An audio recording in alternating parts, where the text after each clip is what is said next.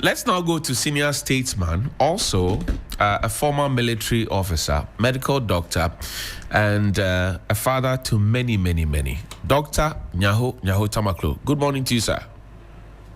Good morning. And how are you doing this morning? I'm fine. I hope you are good. I am greater than Accra, sir. This a former IGP, Dr. Akufu Dampare. What were your impressions about him and how he led the police service? Well,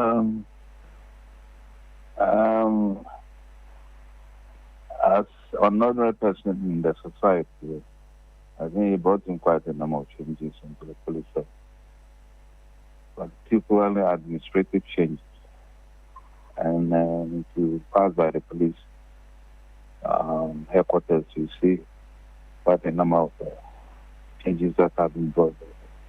I have not been inside for some time. I used to go there a lot some years back. But I think that alone is not what is used to pick a leader. What quite a number of people do not probably know is that we have command structure in both the police and the military. Right. And at a certain level in the police service, I believe it must be either assistant commissioner or chief superintendent. You are looked by the leadership as somebody with or without potential who can become head of the whole institution in the future. Now, this, if eventually you have been picked as an IGP or a CDS, the political leadership, and for that matter, the head of government or the president has every right to select one particular individual that will head that institution. And I believe based on that, the former IGP, Dr. Dampare, was picked by former President Akufu. Now, I would like to cite a few examples. Yes, sir. And that will help us a lot because these are things that have happened in the past, and most of the young people might probably learn a lot from it. Now, there's something we call rapid promotion in the armed forces. Right. It has happened before. In fact, when the British left, there was a huge gap in the officer corps. So Nkrumah had quickly to get young men to be trained. Some were sent to Sandhurst, some were trained here, even including Nigerians, in order to fill the various positions that have been vacated by the British officers. Now, when you have a situation where a particular position is free, in the armed forces, when you get to the rank of a major, they keep watching your behavior, how you do things. There are a lot of things that military intelligence will look at. Right. That's because you were a senior officer now as a major. Yes, because you can now, from the rank of a major, you can be picked to command a battalion. Right. A battalion is always commanded by a lieutenant colonel. That's right.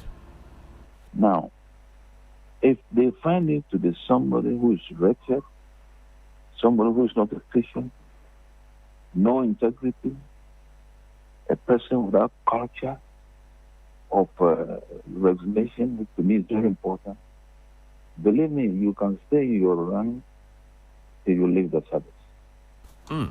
Of course, there must be efficiency also. Efficiency, loyalty. These are things they look at right from the military academy.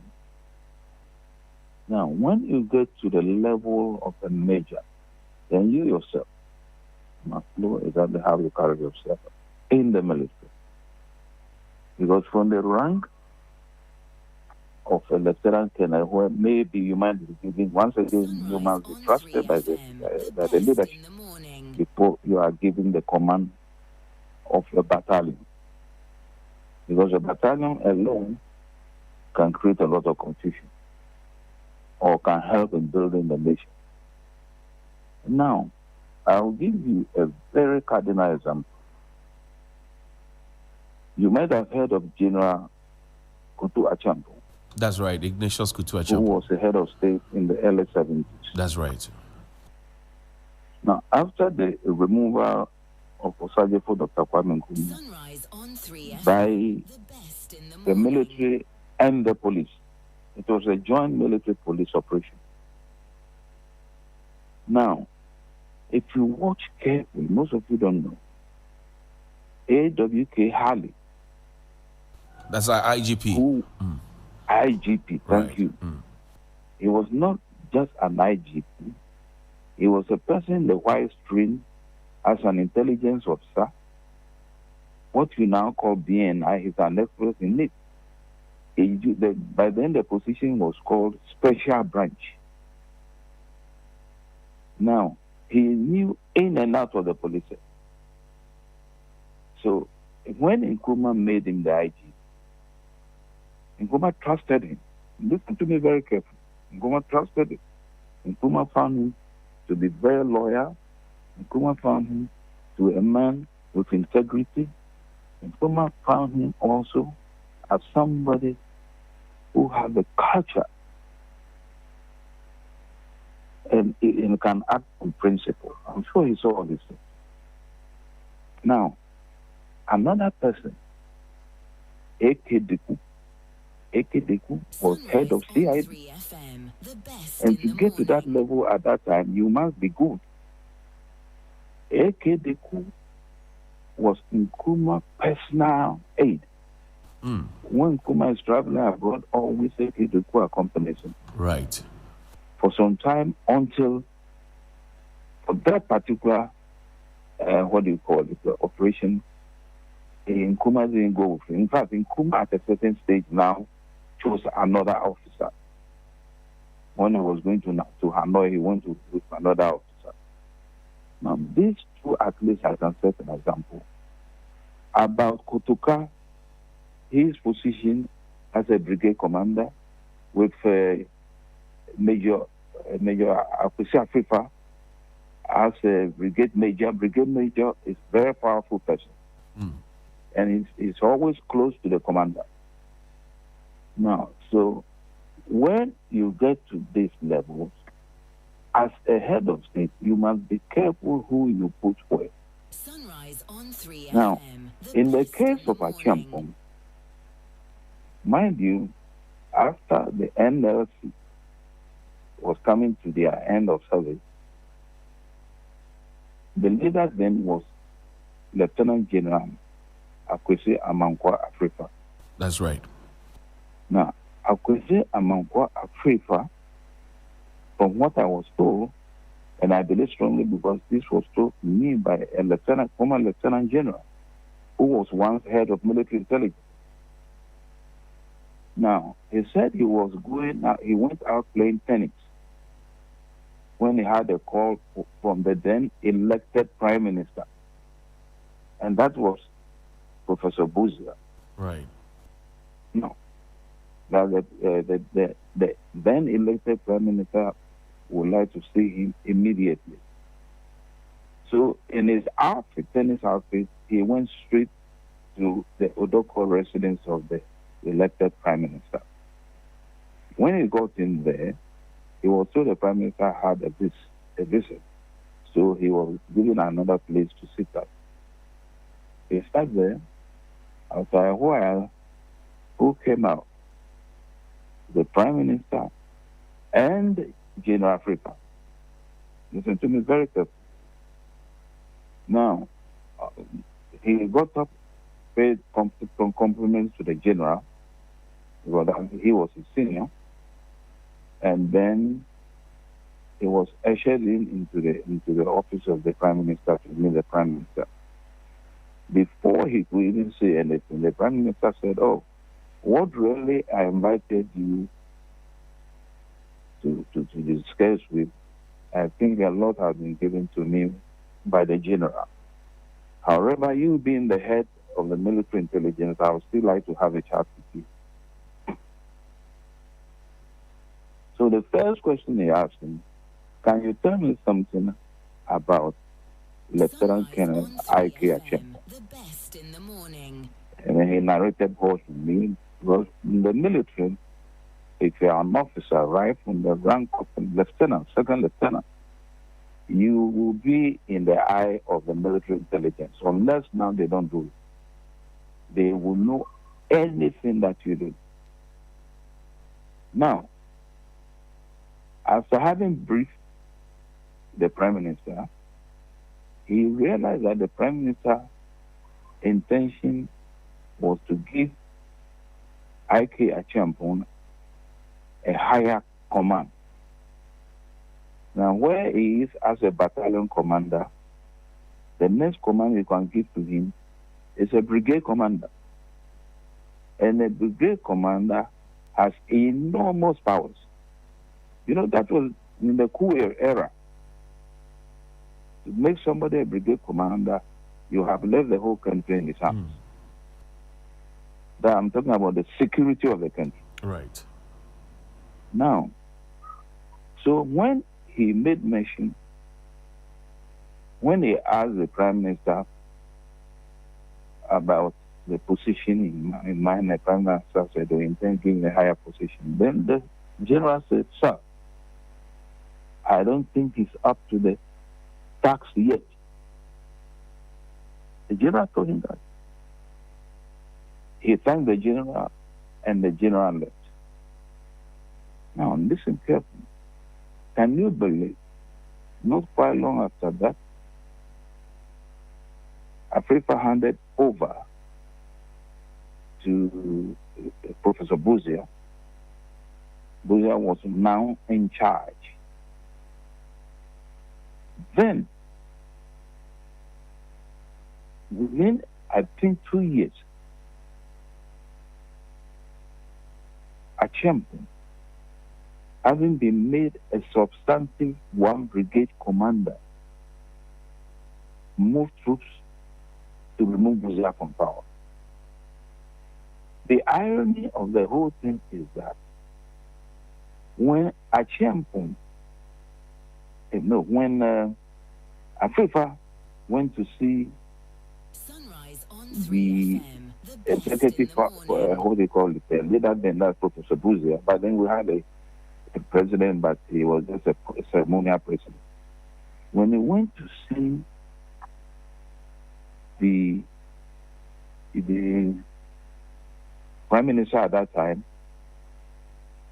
Achempo was asked Africa was asked the same question by Professor Buzia, and Africa endorsed Achempo as the possible commander of a brigade. I see. But Achempo removed him. That because of that, they couldn't even believe it. And I have said in one of my books that Achempo is so street smart. You can't beat him in that. J.H. Mensah confirmed that to me when we were met in Oshaford prisons. J.H. Mensah told me the entire story. And he said when the coup was being announced, he quickly got his phone. By then there was what we call Motorola. That's right. Now called Gota. Yeah, that's right. He used the Motorola to get in touch with Achempo. And Achempo assured him that he is under control. He never said he was part of the coup. That he didn't say that he is in charge. At the initial, when they noticed that there have been movement of troops from Birmingham to the broadcasting house, J.H. Mensah quickly got in touch with him. And he assured them, he was assuring the then government that they should be calm. But he advised them, all of them, rather to report at the castle for protection. Why is it? It sanitizes the situation. And believe me, when they came there, they marched all of them to Oshapot. So, picking a head of an institution, a particular institution, there are quite a number of things that I think a leader will have to look at. Loyalty is one. Efficiency. Right. I'm talking about professional efficiency. Right. Integrity. And a person who has the culture of resignation. Which one? For instance, which of these four elements that you mentioned, and I've listened closely, were missing in IGP Dampare's portfolio? Loyalty, professional competence, integrity, and all of. Which one was missing? I think he lacked culture of resignation. Why should he have resigned? No, because look, there have been situations, there have been instances, unless he didn't advise government, that I don't know. But there have been instances where reports have been made by the police, investigations have been made by the police, given to government, and government didn't do anything about it. There have been instances where about 8 people lost lives. You follow me? During election, nothing was done. Now, if I were him, I happen to be his shoes, I would take a pen and paper and resign. That is what we lack in this country. And I keep on saying the only person who did that, as far as I know, I was even then a student, was and is still alive. I thank God that he's still alive. It's Mr. K.G. Usaibuntu. Right. Nobody in this country, as far as I know, has been able to do that. And he did that when he was even in government, in the military government. Can you believe it? So when you have been made a leader, you have been made an IG, you have even been made, a CDS. And there are certain fundamental things that the services you are heading and is being violated by civilian power, and for that matter, the political class. If you disagree with them, you have to be strong enough, take your pen and resign. And believe me, I'm telling you, the moment we get that into our system, things will work. A lot of people don't know that things, and what do you call him? President Trump came recently. Right. He has dismissed the the Joint Chief of Staff of the United States Armed Forces. The Joint Chief of Staff is like the CDS here. Right. You follow me? I follow. And the person is dismissed was a black. We have had only 2 black really coming to that level in American history. Colin Powell and this particular man. Now, this man, he was known as one of their best jet fighters. But Trump removed him and he left. You see, So Dr. Dampare should have left, Doc. Is that what you're saying? Say it again. Dr. Dampare should have left, should have resigned on his own. He should have resigned. Believe me, he would have been a hero by now. Now, this Dr. Dampare's sack, you look at the landscape of our security sectors, particularly for the interior security, police, immigration, prisons, fire service. And then you look at the top 3 at the immigration, prisons, and fire service. They're all retirees who are still at post, pledging allegiance and hoping for contract extensions. Should this indication from the presidency to the police service sweep across all these other 3 so that there's a refreshment of a sort? No, I wouldn't, with Dampare's case, I wouldn't say he was sacked. He has been retired. But if he had been sacked, he would have lost everything. You follow me? Yes, sir. He has been retired. But people argue, or probably he will argue that he was prematurely retired because the retirement age really is 60. But there are others who probably then didn't even get to 60 and leave the service. Before I answer your question, let me get you back to the same police because of the question you asked. During the era, I think, of President Tamakloe, there was a promotion in the police service where certain people who were junior to certain officers were jumped over them. They were jumped over the senior officers. They were 4 in number. Listen to me carefully. I was not happy about it. I spoke with one of them, and I encouraged him that he should go to court. He was afraid. A police officer. But later he became an IGP. So what I did was, as you know, let me carry this case out. I decided to carry this case out by going to court. So I went to see my lawyer at that time. And the lawyer is nobody else than Atachia. You can ask him. The moment Atachia saw me, he was so excited. They said, "Seen him. What brought you here?" I said, "Nothing. This is my problem." And then the advice he gave me was that all he needs is a CV of these officers. See, Sorry, I'll have you hold on briefly. Professor Kwesi is joining us on the other phone line. I want to quickly pick his thoughts and then I'll come back to you. Dr. Nyaho Tamakloe. Yes, I'm around. I come to you now. I apologize. I had to hold you on briefly, but I come to you now. I'm sure you heard the good prof and what he had to say, because he had triggered the process together with Imani's Kofi Bentel on such matters. I want to quickly pick your thoughts on the things you heard Prof say and where you stand. With the opposition on going to court, it said it's almost 1 year now. That's right. So honestly, I don't think.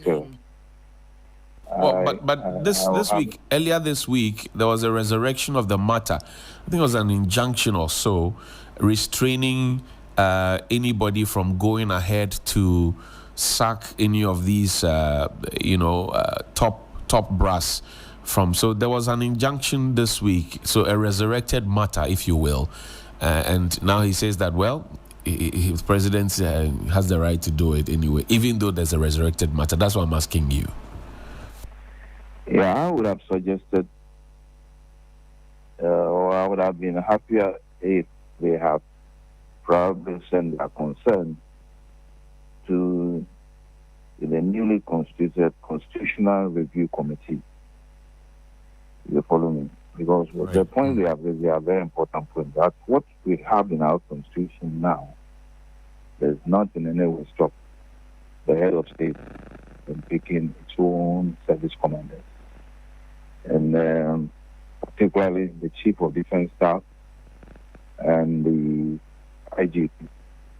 So I would have suggested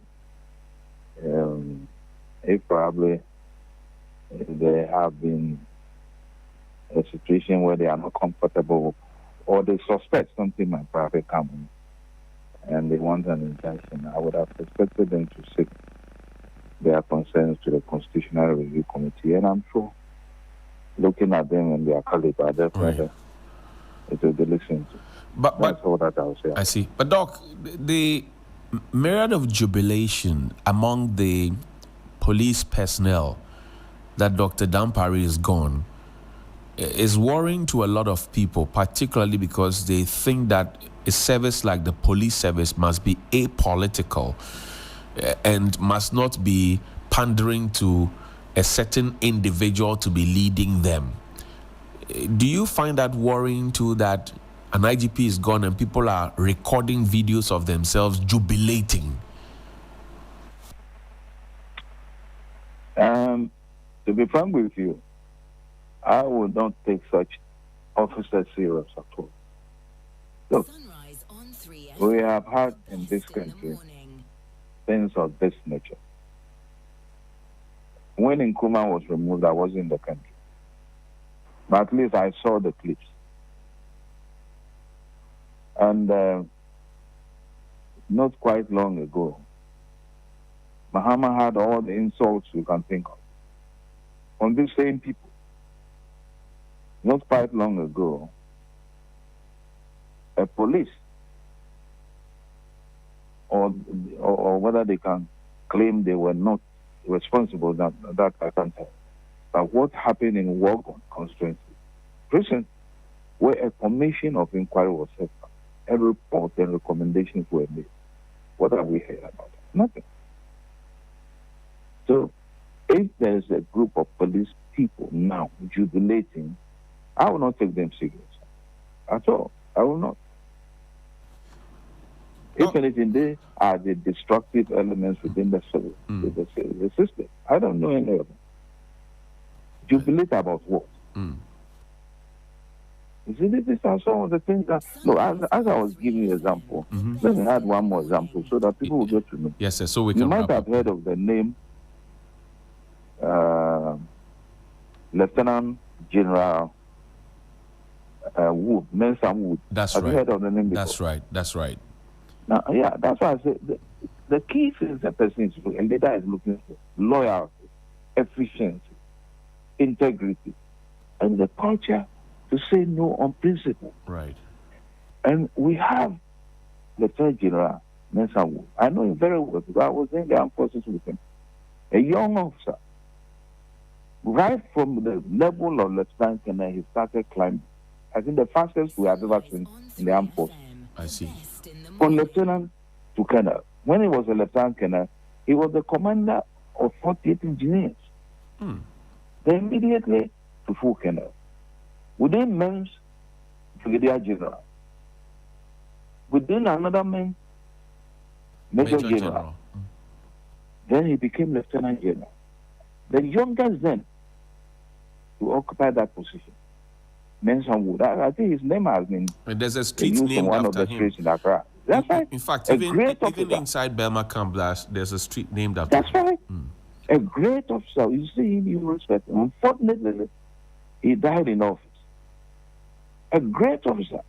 Because all the points I have raised, he called them loyalty, efficiency, integrity, and culture of resignation. Right. A man who can act on principle. These are the type of leaders we want. And this cuts across, not only in the armed forces or in the police service, but even within the political class.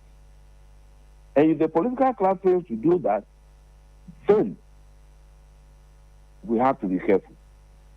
I thank you very much indeed. Now, before you go quickly in 30 seconds, we have a new interior minister. Internal security is very, very important. How should he be conducting himself in 30 seconds so we can go, sir? You see, how should he conduct himself? Yes.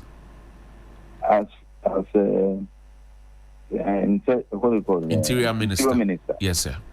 What I would suggest to him, first and foremost, they should leave the police service or the security services to select or look for their own recruits. That so-called protocol program that they have should be cancelled immediately. And these are some of the things that have made some of us uncomfortable with the leadership of the security services. This is one thing IGP should have stamped, IGP Dampare should have stood up against. This is one thing the CDS should have stood up against. That the military will have our own way of getting people into the armed forces. But where you have a political list that invites people into the armed forces, the results definitely are seen within a short time. That's the advice I'll give him. Thank you very much, senior statesman, medical doctor and soldier, Dr. Nyaho Nyaho Tamakloe. Always a pleasure to spend the mornings with you. It's a pleasure talking to you. Thank you very much, sir.